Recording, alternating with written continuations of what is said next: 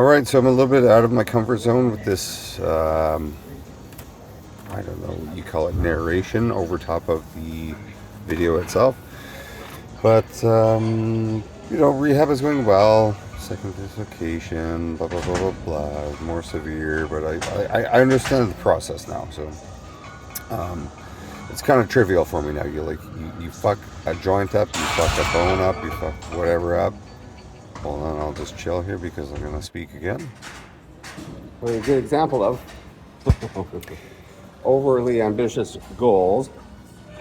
But at last minute, I threw on an extra 5 pounds, right? So it wasn't a total loss. I still hit 5 pounds more for 5. That's progress. That was inside. So yeah, you fuck up a joint, a tendon, a bone, whatever. Like sometimes with a dislocation that results in impaction fracture and stretched ligaments, you have like triple damage, right? So you've stretched ligaments, you've likely torn a couple things, maybe minor, maybe major. You've also smashed the bone in, so that nice smooth head of cartilage, that used to roll nice and not cause any pain, is going to cause pain every single time you roll through that area. So rehab from shit like this is really long, slow, and I mean it's very individual. It kind of depends on like your body's capacity to regenerate, etc. I think it also has a lot to do with your lifestyle, because if you're sleeping enough, that's huge. If you're getting the right nutrition, if your body doesn't have the building blocks in order to put back together the things that have become, we'll say, disassembled through whatever mechanism, there will be no reassembly. So you have to sleep, you have to nutrition properly, and you have to put mechanical force through the area that is being rehabilitated. It has to be done. Come on. After set 10 of those, was that like 160 a hand? I'll be honest, the left side is not quality contractions. That should be fuck all. Give me a break, right? I've seen chicks bench that for 10. Well, they're pretty strong chicks. Leah, Ms. Davis. Tell them to not be a bitch. So there we go. Again, I don't want to gas on too long, because I do understand this is getting kind of long, but the process is always, and it doesn't matter if this is my 16th broken bone, by the way. It's always the same.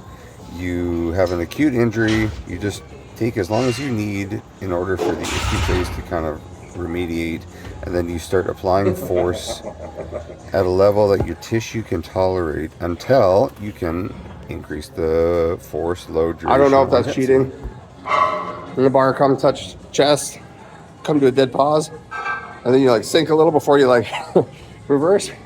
I see big benchers do that all the time. Like, that's a Dan Green thing. When guys start to bench in like the 500, 600, 700 pound range, the bar bends.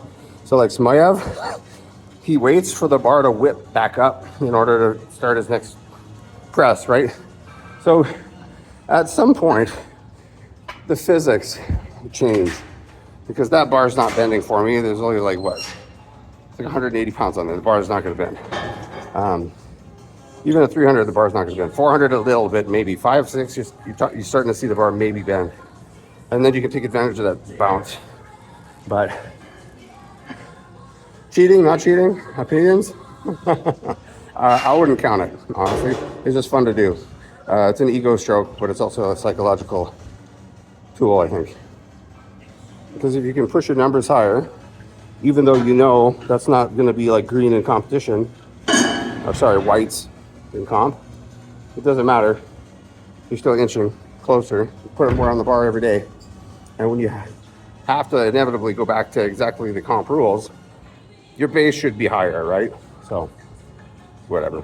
That's my fucking cope for the day.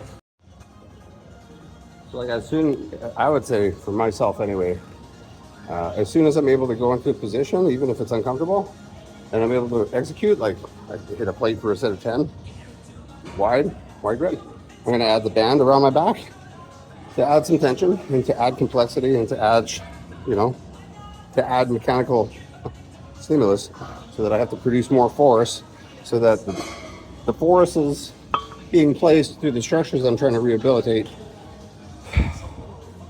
get more exposure, basically. More exposure, hopefully leading to more meaningful adaptations, which, you know, the hypothesis is that those lines, the adaptations we're looking for is fortification along the lines of stress that we're placing on the structures via mechanical stimulus. So let's go ahead and challenge again and push it. I'm not training hard today. Like, I'm training kind of hard, but I'm not leaving my guts on the floor. That set of rows is pretty heavy, but like, it's just more than anything, it's annoying and painful and tedious. I also understand there's a lot of information in this video. It's a 10-minute long video, but there's just like text, you know, you have to pause and read and blah blah blah blah blah. But you know what, like it's if you've had like if you've had a whole bunch of injuries over the course of your lifetime, you're gonna see that like the process is almost the exact same for everything. It just, you know, it has to be customized for the area that's injured, for what your daily demands are regarding the area that has been compromised, what your physiological capabilities of recovery are, you know, what your financial, I hate to say it, but yeah, your financial, your financial status, which will afford you, you know, proper access to foods and nutritions that will aid in the quality and the speed of your recovery, because obviously if you have the right building blocks and, you know, optimize your biological environment, healing will occur quicker. That's just what it is. If you're like losing sleep, popping Adderall, sleeping like 4 or 5 hours a night, and you've got an injury and you're like trying to train through it, yeah, you're not going to see any progress. I'm really sorry, but if you sleep 10 hours a night, you eat well, and you Baby generally steps, like stress the area and take breaks, you're gonna see some progress. Now it's time to push some shit overhead.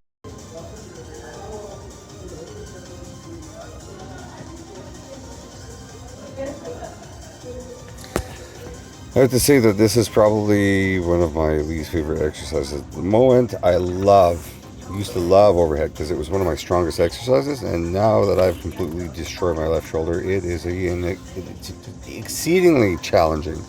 But I intend to work my way to a point where that is no longer the case. Overhead's feeling really slippery. Like as I go for the press, I can feel the shoulder kind of wants to slip down. So I have to keep the armpit, let's see, all the muscles in the armpit or the rotator cuff really locked in. Otherwise, I think it's going to turn into a bad scene. But overhead press is going to be a big challenge. Yeah, I think I got like one more set of this, maybe some more lighter overhead, and I'm completely done with this fucking abomination. And yeah, a little arm fluffing out here. Skipping the sauna today, fuck.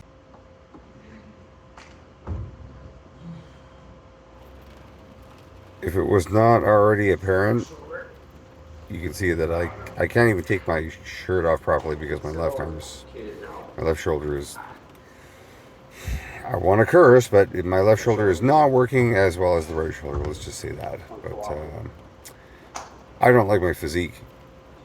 I'm pretty strong, but I look fat. I look soft. I don't look grainy. I don't look veiny. Where are the abs? Where are the legs? Like, I know my goal is to be strong, but I got a lot of work to do for my physique.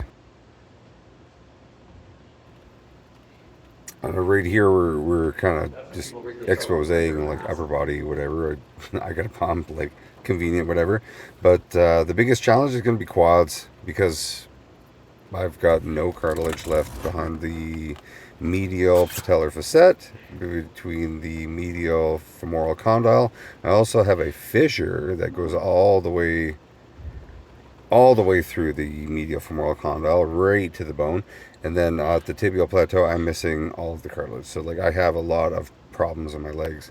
So the legs are going to be a massive focus of mine for the next long while, because if you want to squat 700 and whatever, you got to have some quads. End of story. No arguments.